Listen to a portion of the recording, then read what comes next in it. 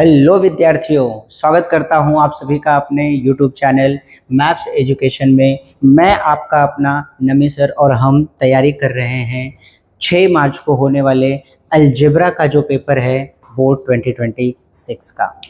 तो विद्यार्थियों, अभी आज जो चैप्टर हम चालू करने वाले हैं वो है अरिथमेटिक प्रोग्रेशन और आज आपका हिंदी का भी पेपर था। उम्मीद करता हूँ आप सभी का हिंदी का पेपर बहुत ही अच्छा गया हुआ रहेगा और अच्छा खासा लैंग्वेज में भी आप स्कोर करेंगे। और हाँ, आज 5:30 बजे हम अपने ऑफलाइन सेंटर पे भी मिलने वाले हैं। सभी स्टूडेंट्स को वहाँ आना है जहाँ पे हम डिस्कस करने वाले हैं फाइनेंशियल प्लानिंग जो चैप्टर है हमारा उसके बारे में। और जितने भी वीडियो बन सकते हैं उतने बना के मैं आज और कल शाम तक जो है आप तक पहुँचा दूँगा ताकि आप अच्छे से उनकी प्रैक्टिस कर सकें। विद्यार्थियों, अभी आज जब ये स्टार्ट कर रहे हैं हम चैप्टर अरिथमेटिक प्रोग्रेशन, तो ये बहुत ही सिंपल चैप्टर है, 8 नंबर का होता है मोस्टली। और ये बड़े आसानी से ये सारे नंबर आप सारे क्वेश्चंस आप कवर कर सकते हो, पूरा नंबर आपके पॉकेट में हो सकता है। इसमें जो डिफिकल्ट वाला भी क्वेश्चन होता है वो भी बड़ा आसान होता है, क्योंकि इसमें बहुत ज़्यादा ट्रिक नहीं अप्लाई करना है, थोड़ा सा सेंस लगाना है आपको और प्रैक्टिस, आसानी से आप क्वेश्चन सॉल्व कर सकते हैं। आइए स्टार्ट करते हैं अरिथमेटिक प्रोग्रेशन। अरिथमेटिक प्रोग्रेशन क्या होता है? एपी है ना, एपी।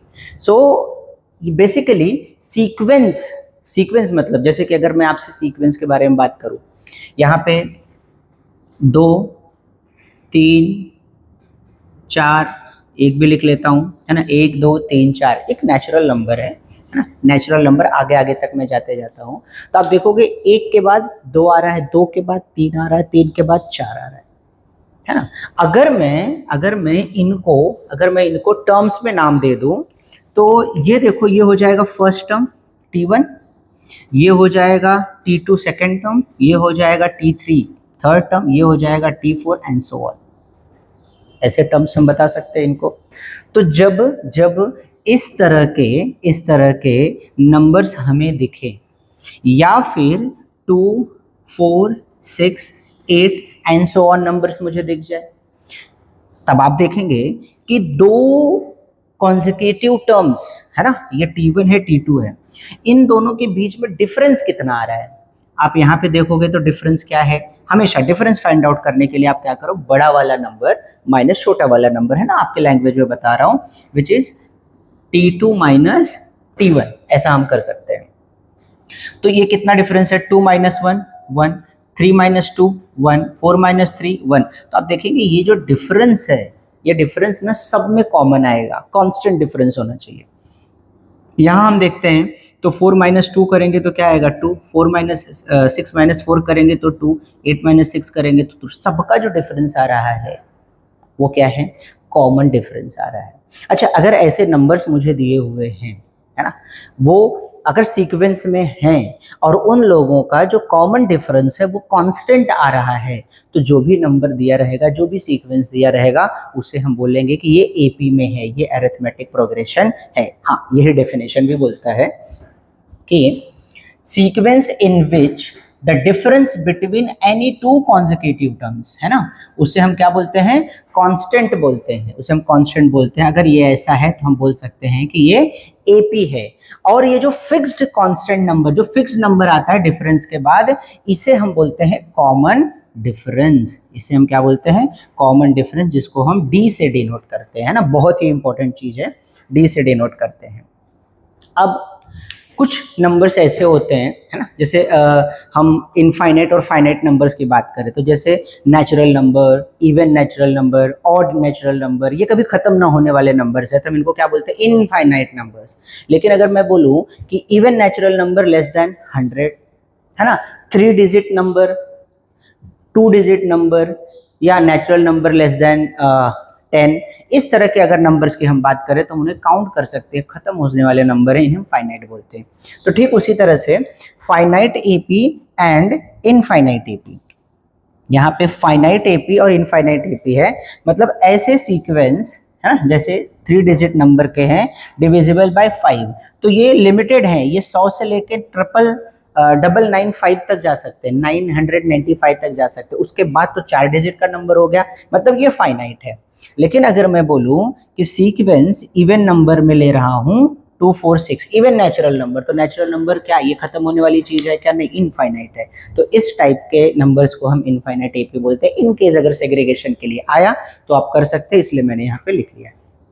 बेसिकली बच्चों, ये जो एपी है, एपी में 3 सबसे इंपॉर्टेंट टॉपिक है।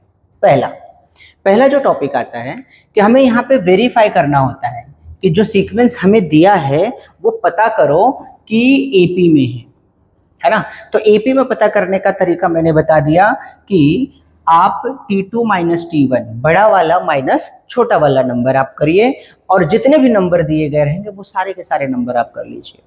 अगर देखना कि उनके बीच का जो डिफरेंस आ रहा है वो कॉमन है, कांस्टेंट है, तो समझ जाना वो एपी में। अगर एक भी डिफरेंट आ रहा है दोनों के बीच का डिफरेंस, तो बोलना भाई ये एपी में नहीं है। ठीक है। दूसरा बोला है फर्स्ट टर्म फाइंड आउट करने, फर्स्ट टर्म भी फाइंड आउट करना पड़ेगा उसके अंदर। तो फर्स्ट टर्म क्या होता है, जैसे मैंने आपको बताया यहाँ पे कि ये 2468, इसमें जो पहली वैल्यू रहेगी, पहली वैल्यू, वेरी फर्स्ट नंबर, ये पहला वाला नंबर हमेशा फर्स्ट टर्म होगा। जो पहला, जैसे फर्स्ट टर्म बोलूं, इसको मैं फर्स्ट टर्म बोलूं, फर्स्ट टर्म को T1 से डिनोट किया जाता है। हमेशा किसी भी नंबर को स्टार्ट करोगे आप तो T0 से तो करोगे नहीं, T1 T2 T3 से करोगे, तो T1 हमारा फर्स्ट नंबर होता है। और इसी को ही हम बोलते हैं A, इसी को क्या रिप्रेजेंट किया जाता है? A, T1, फर्स्ट टर्म को ही T1 बोला जाता है और A बोला जाता है। और अगर हमें लास्ट टर्म पता है, जैसे यहाँ पे देखो मैंने लिखा है कि 995 है ना, 995, इसे लास्ट टर्म बोलते हैं, ये लास्ट टर्म होता है। सो लास्ट टर्म अगर हमें दिया हुआ है तो लास्ट टर्म को हम TL बोलते हैं। क्या बोलते हैं? TL लिख सकते हैं। TL लिख, लास्ट टर्म मतलब ऐसे ही काम करें, TN लिख दीजिए, मतलब लास्ट वाला नंबर TN लिखते हैं। nth नंबर तक जो चला जाए उसे TN बोला जाता है, that is a last number. ठीक है। तो ये इसका भी इस्तेमाल करेंगे, इसका भी इस्तेमाल करेंगे, ये भी फॉर्मूले में आता है। होप आपको ये चीज समझ में आ गई कि कैसे कैसे फाइंड आउट करना है। फिर दूसरा वाला, अच्छा, कॉमन डिफरेंस भी निकालना है। तो कॉमन डिफरेंस बेटा याद रखना कि D, कॉमन डिफरेंस D बताया जाता है, रिप्रेजेंट किया जाता है। और D इज इक्वल टू जो हमारा ग्रेटर नंबर है T2 कॉन्जिक्यूटिव टर्म्स में, या तो मैं इसे बोल सकता हूँ Tn+1 माइनस Tn, इस तरह से भी मैं कॉमन डिफरेंस बता सकता हूँ। अगर आपको ये चीज़ समझ में नहीं आ रही है तो डायरेक्ट आप लिख लो D is equal to T2 minus T1 है ना। मान लीजिए अगर ये 1 है तो ये 1 + 1 2 हो जाएगा, T2 माइनस T1, इस तरह से भी आप लिख सकते हैं, समझ सकते हैं। उसके बाद में आता है nth term of an AP, है ना। दूसरा टॉपिक है हमारा nth टर्म इन एपी। मतलब जैसे कि ये 2 है, ये 4 है, ये 6 है, 8 है, फिर यहाँ कुछ आएगा, यहाँ कुछ आएगा, यहाँ कुछ आएगा, इसका जो 17th टर्म है वो क्या होगा, इसका जो 19th टर्म है वो क्या होगा, वो फाइंड आउट करने के लिए हमें ये, इसमें फॉर्मूला है, हमें ये यूज करना होता है। जैसे कि मैं आपको बताता हूँ, ये तो समझ रहा है, बेसिक चीजें बता रहा हूं मैं आपको, आगे वापस से आएंगी ये देखिए जैसे मैंने आपको बताया कि T1 किसके इक्वल होता है? A के इक्वल होता है। अब मैं सेकंड टर्म, आगे का टर्म फाइंड आउट करने जाऊं T2, तो T2 क्या हो जाएगा? हमने बताया था कि भाई D क्या होता है? D होता है T2 माइनस T1, D यही होता है ना, D यही होता है T2 माइनस T1। तो अगर यहाँ से मुझे T2 निकालना पड़े तो ये T1 यहाँ आके क्या होगा? ऐड हो जाएगा, D में ऐड हो जाएगा, तो ये हो जाएगा T1 प्लस D। अच्छा, T1 की वैल्यू क्या है? A, तो जहाँ जहाँ T1 है वहाँ मैं A लिख सकता हूँ, है ना। तो मैं यहाँ पे लिख देता हूँ A लिख दिया। अब मैं जा रहा हूँ T3 निकालने, तो T3 निकालूं, A तो फिक्स है ना, पहला वाला तो रहेगा ही, ये हो जाएगा 2D। अब मैं अगर T4 निकालने जाऊंगा तो ये क्या हो जाएगा? A प्लस 3D, है ना। ये बढ़ते जाएगा, देखो यहाँ पे कुछ नहीं था, यहाँ पे 0D था, देखो जरा यहाँ पे 0D अगर मैं लिख दूं तो, है ना, समझने के लिए लिख रहा हूँ। ये फिर यहाँ 1D हो गया, ये 2D हो गया, ये 3D हो गया। अगर यही T N, nth term, 17th term, 18th term, 19th term, 1000 1th term अगर मुझे निकालना पड़ गया तो टी एन देखो क्या हो जाएगा। अब ए तो जाने वाला नहीं है, ए फिक्स है, प्लस आपने ध्यान दिया जब ये 4 था तो यहाँ पे 3 था, यहाँ पे 3 था तो यहाँ पे 2 था, यहाँ पे 2 था तो यहाँ पे 1 था, यहाँ पे 1 था तो यहाँ पे 0 था, मतलब एक टर्म कम है, n से एक टर्म कम, तो मैं क्या लिख सकता हूँ n-1 d। यहां से आपका ये फॉर्मूला आ गया कि कोई भी nth टर्म अगर आपको फाइंड आउट करना है, कोई भी nth टर्म अगर आपको फाइंड आउट करना है तो ये फॉर्मूले से आपको फाइंड आउट करना है। आपको फिलहाल ये फॉर्मूला याद रखना है, ये फॉर्मूला हमारे काम का है, ठीक है बच्चों, ओके। अच्छा, अभी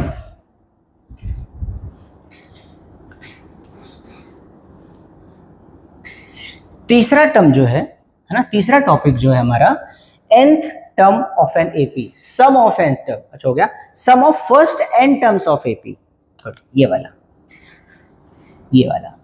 इसके ऊपर के क्वेश्चन यही है, यही 3 टॉपिक है जिसके ऊपर आपको क्वेश्चन आएंगे। अच्छा, ये जो मैं आपको करा रहा हूँ ये सिर्फ रिवीजन पर्पज के लिए मैं करा रहा हूँ। टेक्सचुअल क्वेश्चन जितने भी हैं, सॉल्व एग्जाम्पल है, इंपॉर्टेंट क्वेश्चन जो भी दिए वो सब आपको पढ़ने हैं, प्रैक्टिस करने हैं, और इसके साथ मैं पीडीएफ भी शेयर करूंगा, पीवाईक्यूज के पीडीएफ भी शेयर करूंगा, उसको भी आपको प्रैक्टिस करना है, डिस्क्रिप्शन बॉक्स में रहेगा इसका भी पीडीएफ। तो सम ऑफ फर्स्ट n टर्म्स मतलब कि जैसे यहाँ पे 2 है, 4 है, 6 है, 8 है, डैश डैश डैश करके 30 आ गया, बराबर। तो nth टर्म में हमसे पूछ लेगा कि भाई यहाँ पे 17th टर्म बताओ या 12th टर्म बताओ कि क्या वैल्यू आएगी वहां पे, ऐसे पूछ सकता है। लेकिन सब में क्या पूछता है, बोलता है यहां से लेके यहां तक सबको जोड़ डालो तो वैल्यू कितनी आएगी, तो वैल्यू कितनी आएगी। होप इसके ऊपर की स्टोरी मैंने आपको बताई रहेगी, है ना, कि किस तरह से इसको फाइंड आउट किया जाता है सीक्वेंस एंड सीरीज के पैटर्न में, है ना। 11th स्टैंडर्ड में आओगे तो आपको बताऊंगा उसमें, मैथ्स में मैं। तो यहाँ पे हम एक फॉर्मूला अप्लाई करने वाले हैं, एक फॉर्मूला अप्लाई करने वाले हैं, ये इससे भी एक फॉर्मूला बनेगा। क्या बनेगा देखिए, ये जो फॉर्मूला है यहाँ पे एसएन मतलब nth टर्म, 50 टर्म, 100 टर्म, 100 जितने भी 40, 80 जितने भी टर्म्स आ गए सब टर्म को एक साथ जोड़ने के लिए फॉर्मूला है। So SN is equal to n/2 in bracket 2a plus n-1 into d, ठीक है। ये सम करने के लिए, है ना, अगर 10 टर्म है तो 10 टर्म का सम कितना आएगा वो पता करने के लिए आपको ये फॉर्मूला यूज करना है। साथ में ही अगर आपको किसी भी क्वेश्चन का फर्स्ट टर्म पता है ना, फर्स्ट टर्म पता है, t1 पता है, और उसका लास्ट टर्म पता है, tn पता है ना, तो अगर समेशन फाइंड आउट करना है तो Sn is equal to n/2 first term t1 plus last term tn, इनको भी ऐड करके आप निकाल सकते हो, है ना। एकदम शॉर्ट में आंसर आपको आ जाएगा, इतना बड़ा करने की जरूरत नहीं है। अगर आपको डायरेक्ट निकालना है और हमें 2 चीज पता है, फर्स्ट टर्म और लास्ट टर्म पता है, तो हम ये वाला फॉर्मूला अप्लाई कर सकते हैं। सो बच्चों यहाँ पे अगर देखा जाए तो हमें क्या क्या पता करना है, देखिए जरा, डी कैसे निकालना है, एपी है कि नहीं पता करने का तरीका एक आपको आना चाहिए, और ये डी कॉमन डिफरेंस कैसे निकालना है। तीसरा nth term of an AP का फॉर्मूला, ये हमें पता होना चाहिए और ये हमें पता होना चाहिए, ठीक है। क्लियर है, होप आपको ये समझ में आ गया। चलिए इन टॉपिक्स के ऊपर जो है हम कुछ क्वेश्चन सॉल्व करते हैं, कुछ प्रैक्टिस करते हैं। आइए विद्यार्थियों देखते हैं हम इन क्वेश्चंस को, है ना। मोस्टली 1-1 नंबर या कभी कभी 2 नंबर के लिए क्वेश्चन आ जाते हैं, बट ये एकदम बेसिक पार्ट है, आपको समझना भी बहुत ज़रूरी है। आप कंफ्यूज होते हैं कुछ इस टाइप के क्वेश्चन में, तो ऑलमोस्ट हर टाइप का क्वेश्चन मैंने यहाँ पे ले लिया है। पहला दिया है कि which of the following sequences are in AP, if they are then find first term and CD common difference, ये हमें फाइंड आउट करना है। तो चलिए पहला क्वेश्चन करते हैं और फटाफट इनको देख लेते हैं कि क्या आने वाला है। पहला मेरे पास है, फर्स्ट में दिया है 2 4 6 8, 2 4 6 8 हमें दिया हुआ है। इसका क्या निकालना है, पहले तो ये पता करना है क्या ये सीक्वेंस में है, तो उसके लिए पहले इनको नाम दे दो। नाम क्या दे देना रहेगा, लिखना रहेगा। मैं आपको लिखना सिखाऊंगा, है ना, एक क्वेश्चन में लिखना सिखाऊंगा, फिर डायरेक्ट कैलकुलेशन बताऊंगा। Here t1 is equal to 2, T2 is equal to 4, T3 is equal to 6 and T4 is equal to 8। इसको लिखना है, ऐसे सबका नाम दे देना। फिर आपको क्या करना है कि T2 माइनस T1 निकालना है, पता करना है, चेक करना है। T2 माइनस T1 क्या हो जाएगा, 4 माइनस 2, आंसर क्या आएगा 2। फिर आप क्या करोगे, T3 माइनस T2 निकालोगे। T3 माइनस T2, T3 की वैल्यू देखो यहाँ पे क्या है 6 और T2 की वैल्यू है 4, माइनस करो, क्या आंसर आया 2। फिर वापस आप T4 माइनस T3 करेंगे, तो ये है 8, 8 माइनस 6 कितना आया, अगेन 2। ये चेक करना है आपको हर क्वेश्चन में, हर क्वेश्चन में ये पता। अगर मान लो यहाँ पे 5 टर्म होता तो T5 माइनस T4 करते, किसी एक या दो को चेक करके काम नहीं चलेगा, ठीक है, आपको हर एक को चेक करना है। पता चल लास्ट वाले का डिफरेंस आ गया तो क्या करोगे, ठीक है, ये हमें मिल गया। अब ये हो गए कांस्टेंट डिफरेंस, डिफरेंस बदल रहा है क्या, 2 2 2 2 तीनों में आ गया। तो आप यहाँ पे लिखना कि consecutive difference between to term, consecutive difference between two terms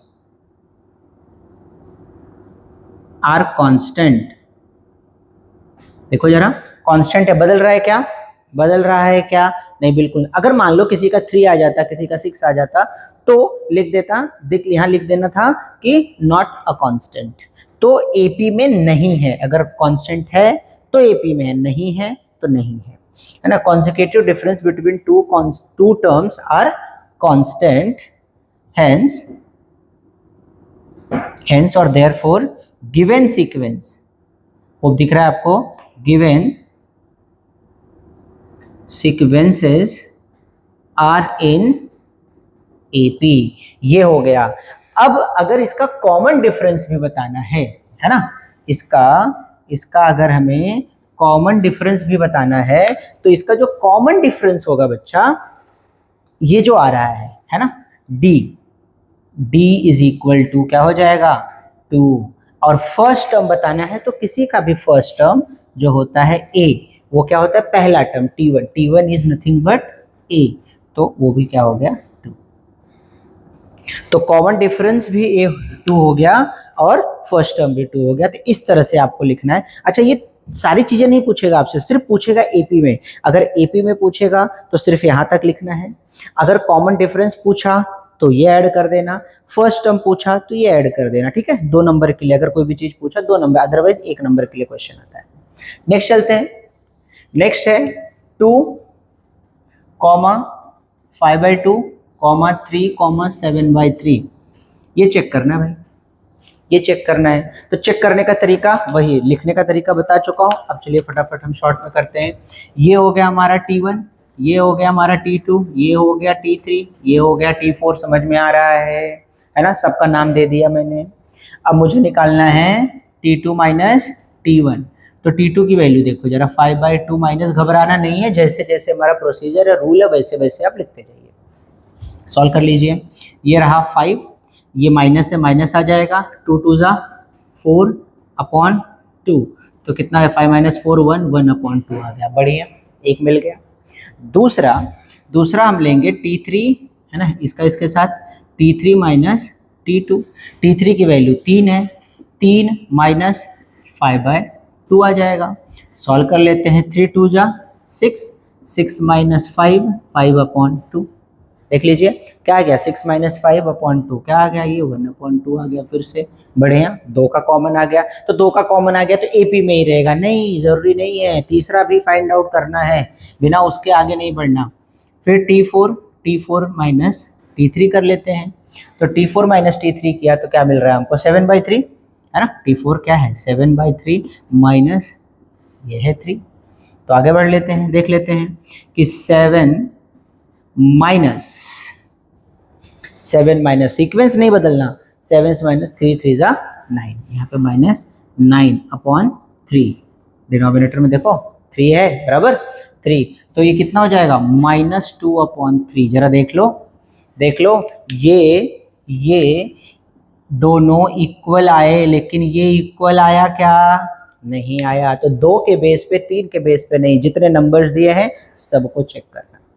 तो यहाँ पे हम लिख सकते हैं, यहाँ पे हम लिख सकते हैं कि भाई ये दोनों वैल्यूज तो सेम आ रही हैं, लेकिन ये तीसरा क्या है, नहीं आ रहा है। तो अब यहाँ लिखूंगा consecutive difference between two terms are not constant, है ना। ये पूरा स्टेटमेंट लिखना और फिर लिख देना not an AP, not an AP.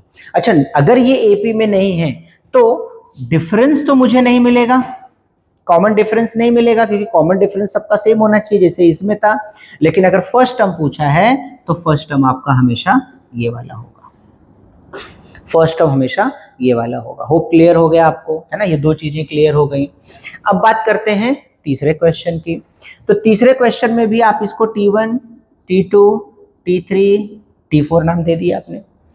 ये भी चेक करना है, तो ये चेक करने के लिए फिर से मुझे क्या करना पड़ेगा, T2 माइनस T1।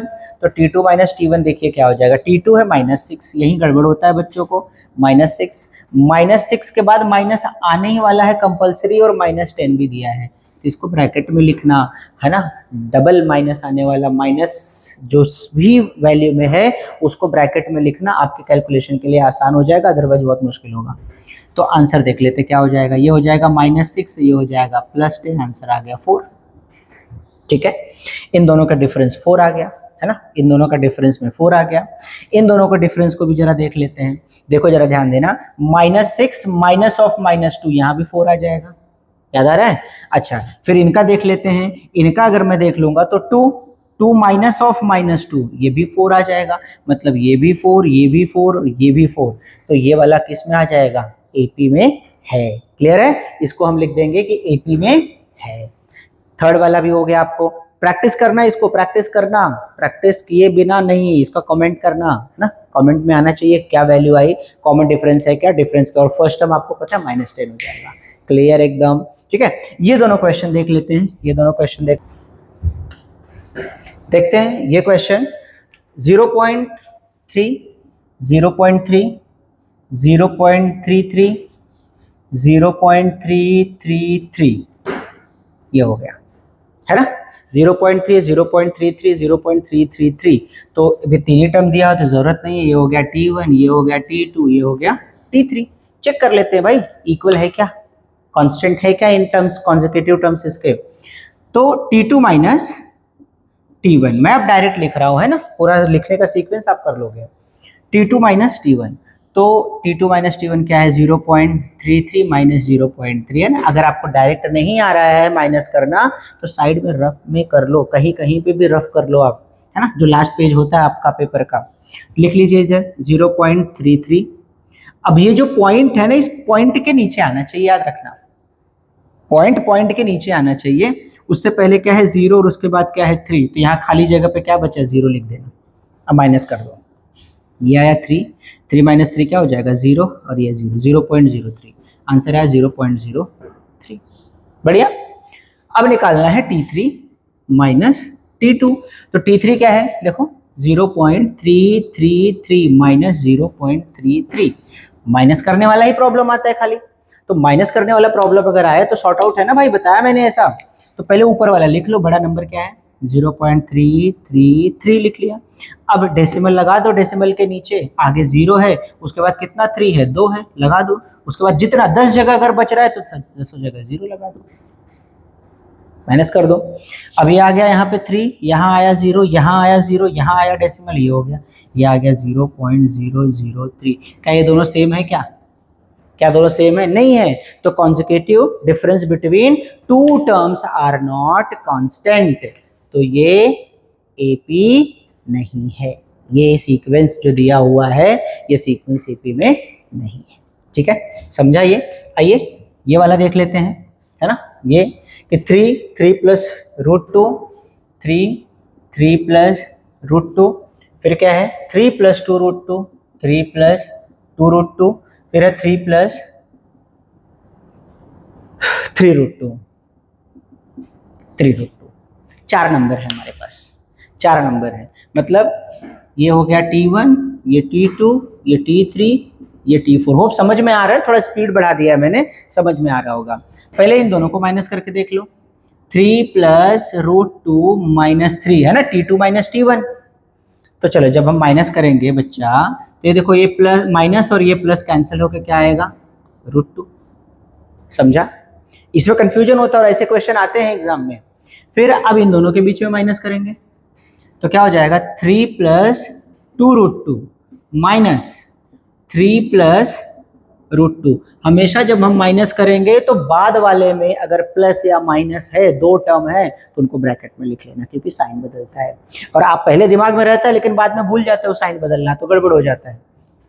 इसको सॉल्व कर देते हैं यहाँ पे। तो 3 plus two root two, sign change होगा, -3 माइनस रूट टू। ठीक है। अच्छा ये +3 और -3 क्या हो गया, कट। यहाँ पे कितना रूट है, 2 रूट है, 2 रूट टू है, इसमें से एक रूट टू निकाल दूंगा तो कितना बचेगा, सेम है दोनों।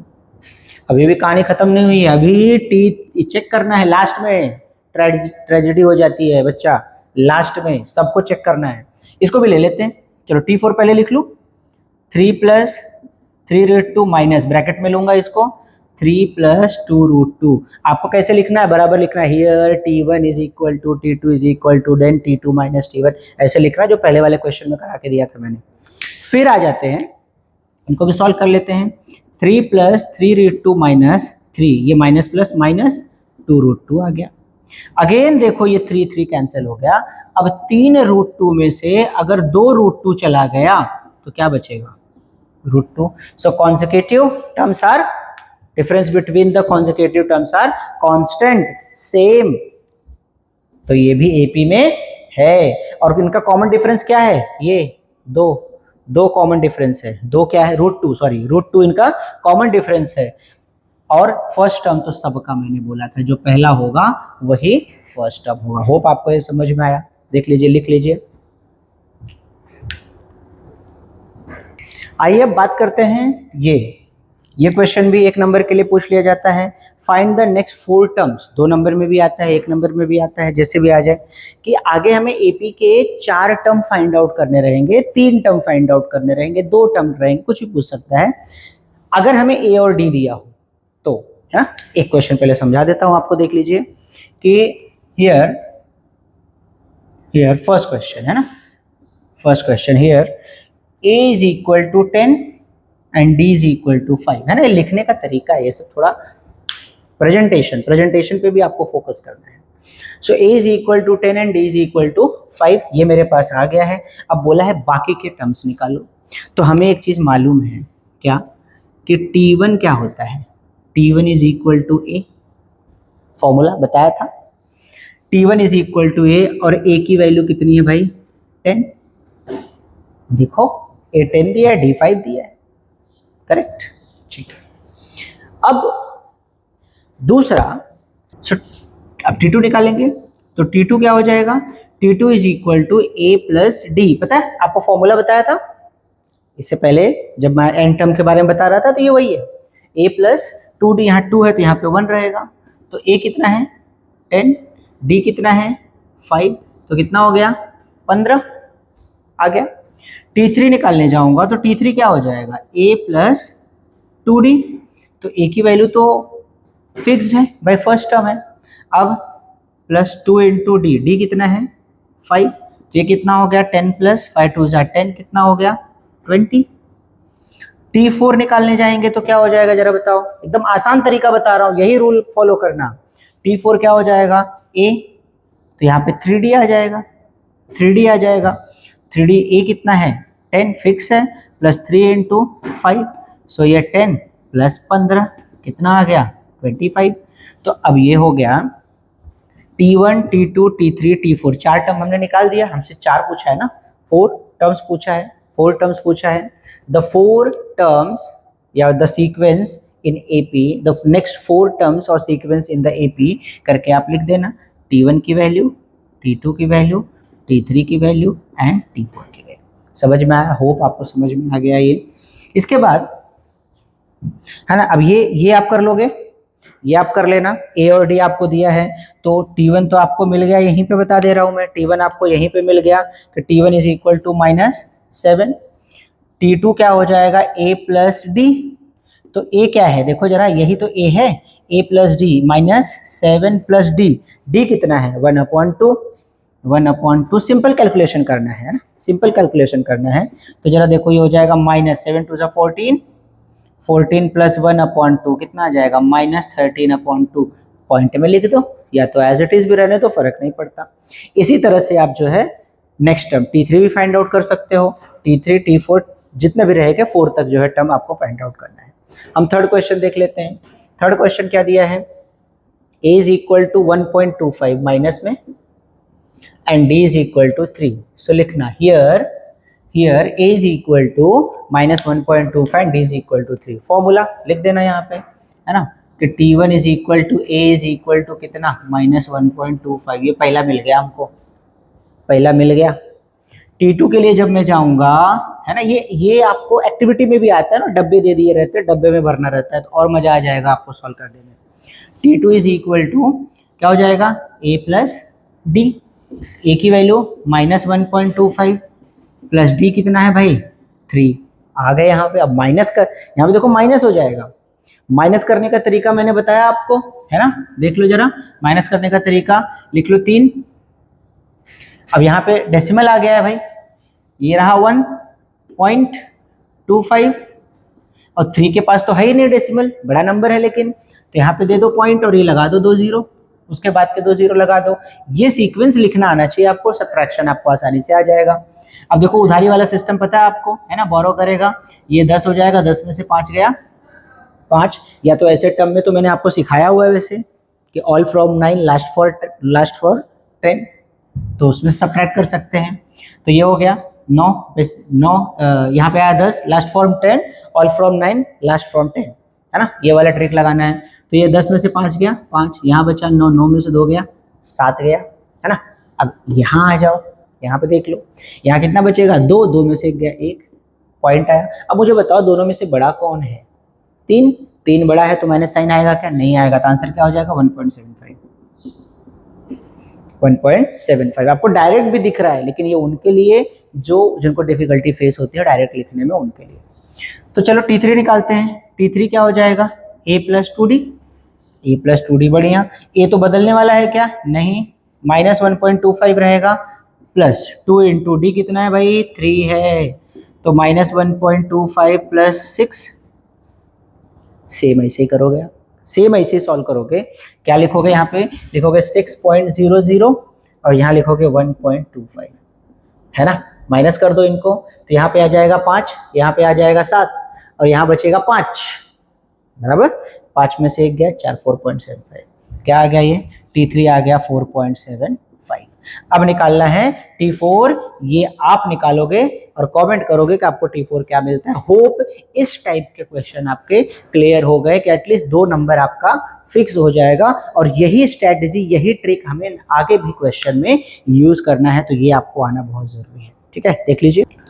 सो आइए बच्चों, ऐसे कुछ क्वेश्चंस की प्रैक्टिस कर लें, nth टर्म और सम ऑफ nth टर्म के, है ना, ये 2 फॉर्मूले मैंने बताया था। इसमें एक और है कि n/2 last term plus first term plus last term, वो भी है। आइए कुछ क्वेश्चंस करते हैं, है ना, फिर आप तो प्रैक्टिस करने ही वाले हो इसकी। सो फाइंड पहला दिया है ना, nth टर्म का फॉर्मूला क्या मैंने बताया था, फिर से बोल लो, Tn is equal to a plus n-1 into D. पहला क्वेश्चन में हमें पूछा है कि बताओ भाई 19th टर्म क्या होगा अगर ये एपी में है, तो मतलब ये जो 7, 13, 19 एंड 25 है वो एपी में है, पहले से बोल दिया। अगर एपी में है तो एक का ही डिफरेंस निकाल के हम कॉमन डिफरेंस फाइंड आउट कर सकते हैं, एक को ही सब्ट्रैक्ट करके। जैसे देखिए here the sequence are 7, 13, 19, 25 and so on, और हमसे पूछा क्या है 19th टर्म, मतलब कि T19 हमसे पूछा है, T19 पूछा है, करेक्ट। तो यहाँ पे देखो, अगर मैं A की बात करूं जो हमारा फर्स्ट टर्म होता है ना, फर्स्ट टर्म क्या है 7, और सीक्वेंस AP में दिया है, here the sequence are in AP given है। तो अगर मुझे D निकालना रहे तो क्या करूंगा मैं, 13 - 7 कर दूंगा, 13 - 7 कर दूंगा, 13 में से 7 जाएगा तो 6 आएगा क्या, है ना। यहाँ पे आ गया 6, यहाँ पे आ गया 6, मतलब डी कितना मिल गया 6। मुझे ए मिल गया 7, डी मिल गया 6। अब ऐसे क्वेश्चन आते हैं डायरेक्टली कि हमें ए दे दे, डी दे दे और पूछे कि ये वाले टर्म्स फाइंड आउट करो, है ना। 2 नंबर के लिए क्वेश्चन आते हैं, ध्यान में रखना। यहाँ पे तो हमें सीक्वेंस दे दिया फाइंड आउट करने के लिए, 3 नंबर के लिए क्वेश्चन आ सकता है ऐसा। तो ये सीक्वेंस एपी में ऑलरेडी दिया हुआ रहेगा। फर्स्ट टर्म डी ए निकाल लिया, 2 को माइनस करके, है ना, सबका कॉमन आएगा क्योंकि एपी में है, वो ऑलरेडी बोला है। तो डी इज इक्वल टू 6 आ गया। अब लिखना, वी नो दैट, पूरा लिखता हूं, है ना, वी नो दैट क्या, कि nth टर्म का फॉर्मूला मालूम है, डायरेक्ट लिख दो कि T N is equal to A plus N minus 1 into D. लिखते रहना, बोलते रहना, रिवाइज हो जाएगा, है ना, जल्दी याद होगा। अब जरा देखिए कि मुझे कौन सा टर्म पूछा है, 19, तो जहां पे n है वहां क्या लिखूंगा, 19 लिखूंगा। टी 19 लिख दिया मैंने। a की वैल्यू क्या है 7 प्लस n की वैल्यू क्या है, n की जगह पे 19 लिखा मैंने, 19 माइनस 1 इंटू डी की वैल्यू क्या निकाला हमने, 6 निकाला, ठीक है, मिला वहां से। तो ये 7 प्लस, पहले हम ब्रैकेट ओपन कर लेंगे, तो 19 माइनस 1 करेंगे तो कितना हो जाएगा 18, 18 इंटू 6, है ना। तो पहले क्या करेंगे, मल्टीप्लाई। अब टेबल तो आना चाहिए, है ना, देख लेते हैं। तो 7 प्लस 18 6 कितना होगा, 108 होगा, 108। सो 8 7 15 5, और ये 0 1 आ जाएगा यहाँ पे, और ये 1 आ जाएगा, 115। सो यहाँ पे जो 19th टर्म आएगा, मतलब कि 7 13 19 25 ऐसे कर करके मैं जो 19th पोजीशन मेरा आएगा वहां पे 115 आना चाहिए, 115 आना चाहिए। ये फॉर्मूले का एप्लीकेशन है ना, मैं फॉर्मूले का एप्लीकेशन ही बता रहा हूं आपको बस। फिर ठीक है, ये समझ में आ गया होप आपको। 19th टर्म, इसमें देखो सिमिलर क्वेश्चन है 27th टर्म, है ना, इसमें से कुछ क्वेश्चन बोर्ड में भी आए हुए हैं। ये 27th टर्म हमसे पूछ रहा है, ये दिया हुआ है। अच्छा, ये दिया हुआ है तो बच्चों आप मुझे बताओ ए क्या हो गया 9, और एपी में है ऑलरेडी, है ना, the given sequence are in AP, यहाँ लिख देना here the given sequence are in AP, है ना। चलो ये बता देना क्योंकि दिया है क्वेश्चन में। तो ए इज इक्वल टू 9 हो गया। अब ये 4 माइनस 9 कर देना, देखो एपी में दिया है ना ऑलरेडी, एपी में दिया 4 माइनस 9 करो, 4 माइनस 9 क्या आ जाएगा भाई, -5 आ जाएगा, और -1 -4 करोगे तो -5 आएगा। सब करने की जरूरत नहीं, किसी एक को करना। तो कॉमन डिफरेंस क्या आ गया, -5 आ गया। अब कॉमन डिफरेंस जब -5, आपको ए मिल गया, डी मिल गया, ये फॉर्मूले में तो बिठाना है, और टर्म कौन सा फाइंड आउट करना है, 27, टी 27 फाइंड आउट करना है। क्या आप निकालोगे, इसको सॉल्व करोगे, फॉर्मूला यही रहेगा कि T N is equal to A plus N minus 1 into D. T N मतलब टी 27, ए की वैल्यू है 9 प्लस 27 माइनस 1 इंटू डी हमने निकाला -5, बस। So t 27 is equal to 9 plus 26 into -5, correct. तो जो भी वैल्यू आएगी 9 माइनस में इसको मल्टीप्लाई करना, यहाँ पे वैल्यू लिखना, फाइनली आपको टी 27 आ जाएगा। अब वो माइनस में आए प्लस में आए फर्क नहीं पड़ता, माइनस में भी वैल्यू आता है और प्लस में भी वैल्यू आता है। जो भी नंबर आएगा वो नंबर हम वहाँ पे लिख लेंगे। देखो ना, माइनस में आएगा ना, 9 4 -1 -6 -11, तो अगर मैं 27 टर्म पे जाऊंगा तो माइनस में ही आएगा। तो यहाँ पे जो भी वैल्यू आएगी माइनस करना, मल्टीप्लाई करना, लिखना, 9 माइनस करके यहाँ पे लिख देना माइनस में वैल्यू। होप समझ में आ गया कि अगर आपको कोई भी nth टर्म पूछा तो, ठीक है। देखते हैं ये क्वेश्चन, ये लिख लीजिए पहले। देखते हैं थर्ड क्वेश्चन, ये इंपॉर्टेंट है, ये हमने कर लिया। थर्ड क्वेश्चन देखते हैं। थर्ड क्वेश्चन इंपॉर्टेंट मतलब सिमिलर क्वेश्चन है, एक चीज ऐड कर दिया है। क्या, इससे पहले हमें देता था कि ये एपी में है तो डायरेक्टली हम डी फाइंड आउट कर लेते थे बड़े आसानी से, लेकिन यहाँ पे वैसा उसने नहीं किया है ना। ट्रिक क्या दिया है मैं आपको बताता हूँ, देखना आप सॉल्व करोगे आंसर खुद बताओगे। ट्रिक क्या दिया है, हमें दिया है टर्म्स, ये टर्म्स दे दिया है और बोला पहले ये बताओ क्या ये एपी में है। चलो चेक करते हैं। हमें दिया है थर्ड क्वेश्चन का सोल्यूशन है ये, -12 -5 2 9 16 23 30, तो मैं आपको पता है ना कैसे निकालना है, पहले सिखा दिया हूँ। ये T1, T2, T3, T4, T5, T6 and T7। Minus करके देखो जरा, जब मैं T2 माइनस T1 करूंगा, प्रॉपर लिखना इसको, है ना, इंपॉर्टेंट क्वेश्चन है ये। -5 माइनस ऑफ -12, तो देखो जरा क्या हो जाएगा, -5 प्लस 12 कितना हो जाएगा, 7 आ जाएगा।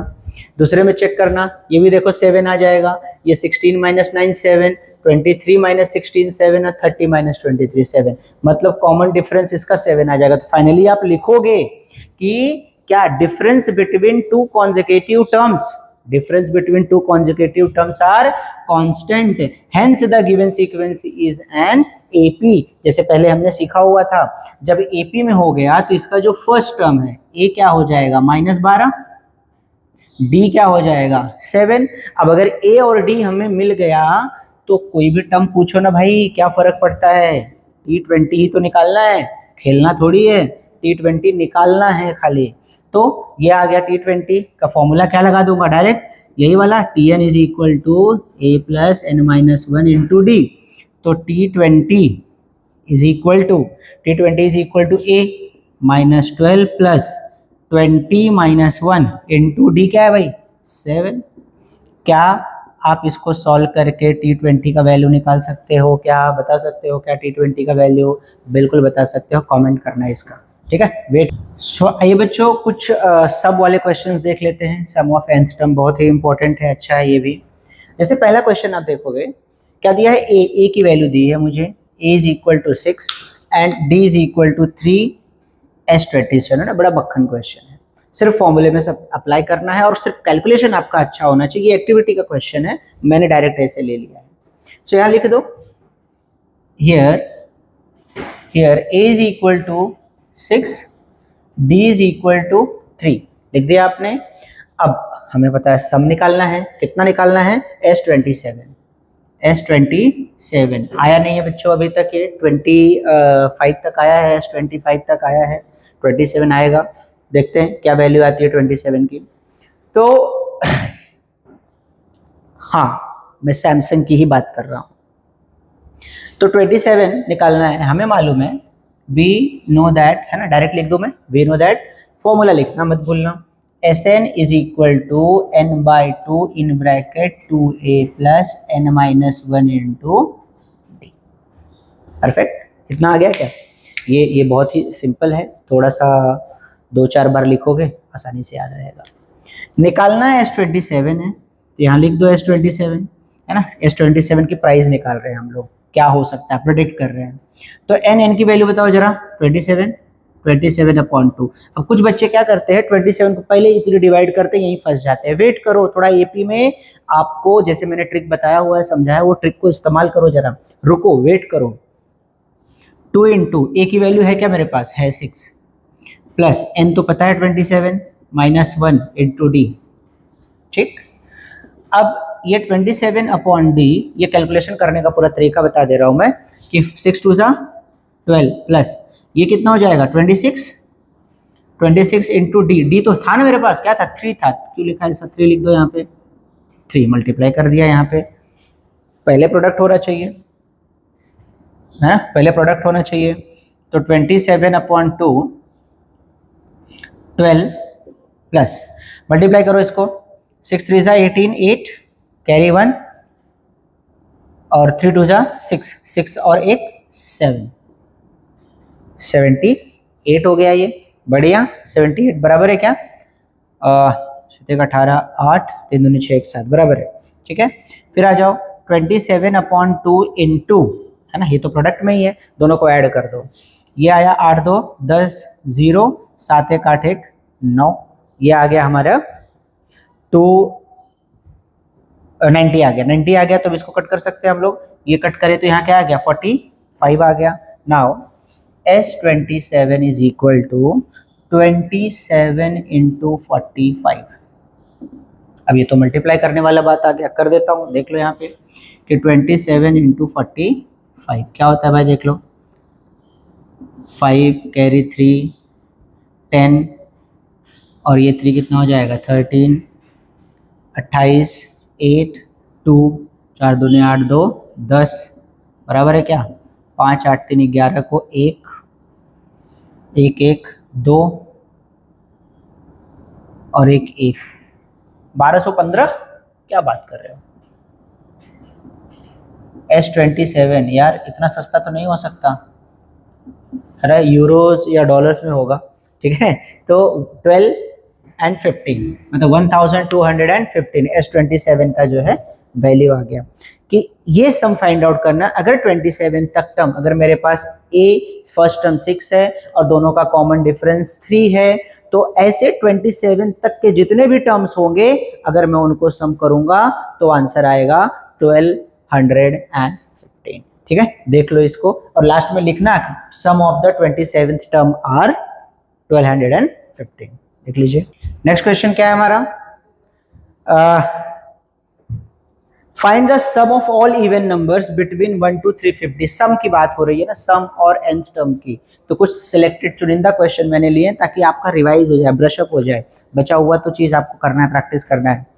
Find the sum of all even numbers between 1 to 350। अच्छा, इवन नंबर की बात कर रहा है भाई ये, इवन नंबर तो 1 से लेके 350 के बीच में है ना, 2 अप टू नहीं बोला है, तो 2, इस बात को जरा ध्यान रखना कि मतलब यहाँ पे जो सीक्वेंस हमें मिलने वाला है इवन नंबर, मतलब 2, 4, 6, 8 कर करके 348 तक जाएगा, है ना, हियर द गिवन सीक्वेंस। अच्छा, अब जो गिवन सीक्वेंस है वो एपी में है, सीक्वेंस अबाउ सीक्वेंस ऐसे लिख दो, above sequence is an AP, AP में सीक्वेंस आएगा ये, तो ये 2 फर्स्ट टर्म क्या मिल गया मुझे, फर्स्ट टर्म 2 मिल गया।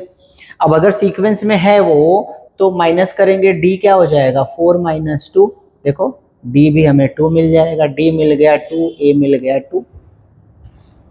टीएन लास्ट टर्म, अच्छा 348 के बाद कोई टर्म आने का चांस है क्या, बिल्कुल नहीं है, तो जो लास्ट वाला टर्म होगा वो तो टीएन हो गया, 348 टीएन मिल गया। अब मुझे ये नहीं पता है कि ये सबको तो जोड़ना है नो डाउट, लेकिन हम जोड़ते कब है, S27, S25, S24 ऐसी कोई वैल्यू होनी चाहिए, वैसा कुछ नहीं है मेरे पास यहाँ पे, तो पहले तो मुझे n फाइंड आउट करना पड़ेगा यार, पहले n फाइंड आउट करेंगे, टोटल नंबर्स कितने हैं जिसको जोड़ना है मुझे, तो टोटल नंबर्स फाइंड आउट करने के लिए हमें मालूम है कि वी नो दैट कि Tn is equal to a plus n-1 into D, n की वैल्यू की जरूरत है। Tn हमें मालूम है क्या है 348 इज इक्वल टू a पता है, 2 प्लस n नहीं मालूम है वही तो निकालना है, इंटू डी, डी हमें मालूम है कितना है वो भी 2 है। कैलकुलेशन कर लेते हैं, प्यार से आ जाएगा, 348 इज इक्वल टू 2 प्लस ये हो जाएगा 2n-2, मैंने ब्रैकेट ओपन कर दिया, है ना, तो यहीं पे अगर आपको दिख रहा होगा ये 2 खत्म, ये 2 यहीं पे खत्म हो गए, तो क्या बचा देखो 348 is equal to 2n, so n is equal to 348 upon 2, divide कर देते हैं, तो डिवाइड करेंगे तो क्या मुझे n मिल जाएगा, क्या n इज इक्वल टू, देखो जरा 2 4 ज़ा 8, 2 2 ज़ा 4, हाँ आगे से करते हैं, सॉरी यहां से ले लेते हैं 348 को, तो 2 1 ज़ा 2 आ गया, 2 7 ज़ा 14 आ गया, 2 4 ज़ा 8 आ गया, मतलब ये जो 174 है, ये 174 क्या बताना चाह रहा है कि 1 से लेके 350 के बीच में टोटल 174 इवन नेचुरल नंबर्स हैं। कितने नेचुरल नंबर्स हैं, 174 इवन नेचुरल नंबर्स हैं, इन सभी नेचुरल नंबर्स को जोड़ना है, मतलब मुझे क्या निकालना है, S174 निकालना है। अच्छा, अब S174 क्या होगा, यही फॉर्मूला है, डायरेक्ट सब्स्टिट्यूट कर दूं, 174 अपॉन 2 इन ब्रैकेट 2 इंटू ए हमारे पास 2 है, प्लस n-1 मतलब 174 - 1 इंटू डी, डी भी मेरे पास 2 है, आया ना, ये देखो लिख दिया, होप वहां तक दिख रहा है आपको। तो अब इसका सॉल्यूशन भाई करना है आपको 174/2, 2 2 जा 4, 4 प्लस ब्रैकेट में आ गया 173 इंटू 2, ये सॉल्व करके आपको 174 का वैल्यू निकालना है और ये आपको कमेंट करना है। पहले क्या करना है, पहले आपको इसको मल्टीप्लाई करना है, 4 को ऐड करना, फिर यहाँ से जो वैल्यू आएगा उसको डिवाइड कर देना, फिर आपको 174 इंटू एक बड़ा सा मल्टीप्लिकेशन की वैल्यू आएगी, उसको मल्टीप्लाई करके आंसर लेके आना है। होप ये समझ में भी आया और इसको आप प्रॉपर तरह से लिख के सॉल्व भी करोगे। ठीक है, लिख लीजिए बच्चों। आगे के भी क्वेश्चंस देख लेते हैं, है ना। क्वेश्चन नंबर 2 भी हो गया, 1 हो गया, समझ में आ गया, 2 हो गया, समझ में आ गया। अच्छा 2 को जो जैसे हमने सॉल्व किया है, आप इसको शॉर्ट वाला भी फॉर्मूला यूज कर सकते हैं ना, Sn is equal to n/2 first term plus Tn last term. बड़ा आसान हो जाएगा ना, इसको भी अप्लाई कर सकते हैं क्योंकि हमारे पास इसमें फर्स्ट टर्म भी है और लास्ट टर्म भी 348 आया हुआ था। ठीक है, तो देख लीजिए आप जैसे आपको सॉल्व करना है, इजी पड़ेगा, इजी तो यही पड़ेगा फिलहाल। थर्ड क्वेश्चन दिया है कि in an AP 19th term, देखो जरा हियर थर्ड क्वेश्चन की बात कर रहा हूं मैं, इस क्वेश्चन की बात कर रहा हूं कि 19th टर्म इज 52, मतलब कि T19 जो मुझे दिया है वो 52 है, T19th term is 52। Very good. तो चलिए 19th टर्म, ये जो 19th है, 19th टर्म है, अगर मुझे 19 लिखना रहेगा तो जरा इसको मैं ऐसे लिख सकता हूँ क्या, फॉर्मूला मुझे पता है, देखो कौन सा वाला, लास्ट में, पहले बाकी भी लिख लेता हूँ। और 38 टर्म 128 है, T38 टर्म क्या है, 128 है। तो हमें फर्स्ट 56 टर्म्स का वैल्यू चाहिए, S56 है ना, S56 की वैल्यू चाहिए। बहुत ही अच्छा इंटरेस्टिंग क्वेश्चन है, पूछा है इस टाइप का क्वेश्चन कई बार बोर्ड में आया हुआ है। तो हमें मालूम है, वी नो दैट कि Tn is equal to A plus n-1 into D. यहाँ पे और भी कोई चीज़ मेरे पास है नहीं। तो अगर मैं T19 की बात करूं तो T19 क्या हो जाएगा, A प्लस 19-1 इंटू डी। तो T19 की वैल्यू मेरे पास है which is 52। So 52 is equal to A plus 18D, बराबर लिखा क्या मैंने, देखो जरा। So therefore A plus 18D is equal to 52, ये हो गया हमारा फर्स्ट इक्वेशन। यहाँ पे इक्वेशन बन रहा है बच्चों, देखो इक्वेशन वाला क्वेश्चन आ गया, ऐसे सॉल्व करना है, इक्वेशन वाला क्वेश्चन आ गया। ऑल्सो दूसरी भी एक बात और दी है कि T38 वाला भी, T38 इज इक्वल टू क्या हो जाएगा, A प्लस 38-1 इंटू डी। तो T38 की वैल्यू है मेरे पास 128 is equal to A plus, है ना, 38 की वैल्यू है 128 गिवन है, A प्लस 37 हो जाएगा क्या, 37D। तो मैं वो दूसरा इक्वेशन बोल सकता हूँ, so therefore A plus 37D is equal to 128, equation number 2। इस तरह से सॉल्व करना है। अब दोनों इक्वेशन को ऐड कर दो, इक्वेशन 1 को और इक्वेशन 2 को ऐड कर दो, देखते हैं क्या मिलता है हमको। एडिंग इक्वेशन 1 एंड 2, तो जब मैं इन दोनों को ऐड करूंगा, ध्यान देना, A plus 18D is equal to 52, A plus 37D is equal to 128, add कर रहा हूं तो क्या हो गया 2A प्लस, अब ये देखो जरा कितना, 8 7 15, 5 3 1 4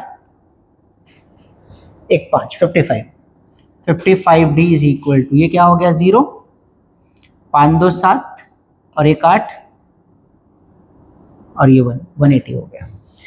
अब जब ऐसा टाइप आ जाए, जब ऐसे सिचुएशन आ जाए ऐड करने के बाद ना, तो यहाँ पे थोड़ा सा वेट करो, यहाँ पे थोड़ा सा वेट करो, इसको इक्वेशन नंबर 3 दे दो, सॉल्व करने की कोशिश नहीं। कैसे सॉल्व करोगे जरा मुझे बताओ, आपके पास A है क्या, आपके पास D है क्या, अगर होता तो काम हो जाता ना, है ही नहीं।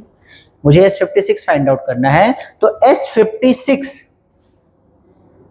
वी नो दैट कि Sn है ना, Sn is equal to n/2 in bracket 2A plus n-1 into D, ये मुझे मालूम है क्योंकि हमें S56 चाहिए ना। तो 56 is equal to 56 upon 2, 2a plus 56 minus 1d, 56 minus 1d, so equal to 56 upon 2 in bracket 2a plus ये क्या होगा 55d हो जाएगा क्या, 55d हो जाएगा क्या बच्चों देखो। और ये जो 55 है 2a प्लस 55 यहाँ दिख रहा है आपको फ्रॉम इक्वेशन थर्ड में यहाँ लिख सकता हूँ। So S56 is equal to 56 upon 2 into 180 from third, यहाँ पे लिख दो फ्रॉम थर्ड वाले इक्वेशन से देखो यहाँ पे मैं ऐसे लिख सकता हूँ। सो 56 अपॉन 2 जब मैं इसको मल्टीप्लाई डिवाइड करूंगा तो कितना हो जाएगा 90, यह आ गया 90। तो क्या करना है मुझे S56 वो दिख रहा है इधर, S56 is equal to 56 into 90, 56 into 90, तो जो भी आएगा आंसर आप यहाँ पे मल्टीप्लाई करके लिख दोगे और लास्ट में लिख दोगे कि sum of first 56 terms is so and so, जो भी आंसर मिलेगा आप यहाँ पे इसको लिख दोगे। होप आपको ये चीज समझ में आ गया, लिख लीजिए बच्चों। देखते हैं फोर्थ वाला क्वेश्चन, ये बड़ा इंटरेस्टिंग क्वेश्चन है ना, पूछा हुआ क्वेश्चन है, चांस है कि वापस से आ सकता है, तो इसको जरा प्रैक्टिस में ले लेना। दिया क्या क्या है पहले हम समझते हैं कि एपी की बात हो रही है और एपी का जो फर्स्ट टर्म है हियर, एपी का जो फर्स्ट टर्म है ए वो हमें -5 दिया हुआ है। फिर बोला है लास्ट टर्म भी दिया है 45, टीएन दिया है मुझे है ना, टी1 भी दिया है, फर्स्ट टर्म टी1 भी दिया है, इसे टी1 भी बोल सकता हूं, और टीएन लास्ट टर्म भी मुझे 45 दिया है, ठीक है। And sum of all numbers, सबको जोड़ने के बाद जितने भी टर्म्स आते हैं सबको जोड़ने के बाद मतलब मैं बोल सकता हूं कि एसएन भी मुझे दिया है 120। फिर बोला है कि नंबर ऑफ टर्म्स बताओ कितने इन्वॉल्व हैं और कॉमन डिफरेंस बताओ डी। इंटरेस्टिंग क्वेश्चन है ये थोड़ा अच्छा लग रहा है क्वेश्चन देख के। इसमें हमें दोनों टाइप के फॉर्मूले, ये वाला भी यूज हो जाएगा, ये वाला भी यूज हो जाएगा, ये वाला या ये वाला, है ना, कोई ना कोई फॉर्मूला ले लेते हैं। हमारे पास देखो फर्स्ट टर्म है लास्ट टर्म है, तो ये वाला फॉर्मूला यूज कर सकते हैं, है ना। चलिए स्टार्ट करते हैं। एन और डी फाइंड, उल्टा कर दिया, हर बार एन डी दिया रहता था, बाकी चीजें फाइंड आउट करना रहता, इस बार उल्टा हो गया है। बढ़िया, कोई बात नहीं, देखते हैं। We know that S N is equal to N upon 2 in bracket T1 plus Tn, ये वाला फॉर्मूला लगा दे रहे हैं। चलो ये वाला लगा देते हैं। Sn मेरे पास नहीं है, Sn नंबर्स नहीं पता है, लेकिन मुझे पता है Sn 120 दिया हुआ है, तो चलो 120 निकाल रख देते हैं। और n की वैल्यू तो निकालनी है ना, n पूछा है, चीख के पूछ रहा है, n बताओ कितना होगा, is equal to n upon 2 in bracket T1 की वैल्यू क्या है भाई -5, Tn कितना है 45, बढ़िया। सो 120, ये 2 इधर आएगा तो क्या हो जाएगा multiply, is equal to n बचा, और अंदर क्या बचा जरा बताओ, 40 बचा क्या, बढ़िया 40 बचा उधर। अब ये देखो क्यों -5 प्लस 45 क्या होगा 40 होगा, अब ये 40 इधर आएगा डिवाइड हो जाएगा। So therefore n is equal to 120 into 2 upon 40, ये जीरो कैंसिल, 4 डायरेक्ट करते हैं, 4 1 जा 4, 4 3 जा 12, सो n इज इक्वल टू क्या हो गया 3 2 जा 6। ये देख लो n की वैल्यू आ गई 6। बड़ा प्यारा क्वेश्चन है भाई, बड़ा प्यारा क्वेश्चन है। n की वैल्यू आ गई 6 आ गई है, और दूसरा हमसे d भी पूछ लिया है। तो जब मेरे पास n है तो d निकालना कहाँ, कौन सा डिफिकल्ट फेज होगा हमारे पास, tn भी तो है। So also we know that कि Tn is equal to a plus n minus 1 into D. देखो दोनों के कॉम्बिनेशन में आ गया है क्वेश्चन। Tn की वैल्यू बोल रहा है भाई 45 है, 45 इज इक्वल टू a मेरे पास है ऑलरेडी -5 प्लस n निकाला हमने अभी 6 माइनस 1 इंटू डी नहीं है, तो देयरफॉर 45 इज इक्वल टू -5, ये हो जाएगा +5 इंटू डी, मतलब 5d लिख दो, ये 5 कटवट मत करना, है ना 5। अच्छा ये हो गया 45, ये इधर आएगा तो क्या हो जाएगा +5 इज इक्वल टू 5d, बढ़िया एकदम। तो ये हो गया 50 इज इक्वल टू 5d, तो d is equal to 50 upon 5, है ना, उधर गया डिवाइड हो गया, d इज इक्वल टू 10। बहुत बढ़िया, अच्छा क्वेश्चन आ गया ये। और इम्पोर्टेंट भी है, ये एग्जाम में आया भी है, बोर्ड में पूछा हुआ क्वेश्चन है ये। So n is equal to 6, d is equal to 10 मिल गया। लिखना फिर क्या पूछा है कि then find n and d। So number of terms in AP is 6, लिखना यहां पे कि number of terms in AP is 6 and common difference is 10। ये हो गया आपका कंक्लूजन बच्चों, ये हो गया कंक्लूजन। इस तरह से जो है AP के क्वेश्चन भी आपको सॉल्व करने हैं, समझने हैं अच्छे से और प्रैक्टिस करना है। और भी जो भी सॉल्व एग्जाम्पल रहेगा, प्रॉब्लम सेट रहेगा, हमने तो किया हुआ है, तो आप और भी क्वेश्चन को प्रैक्टिस करोगे। ये आपके क्विक रिवीजन के लिए मैंने ये वीडियो आप लोग तक लाई है।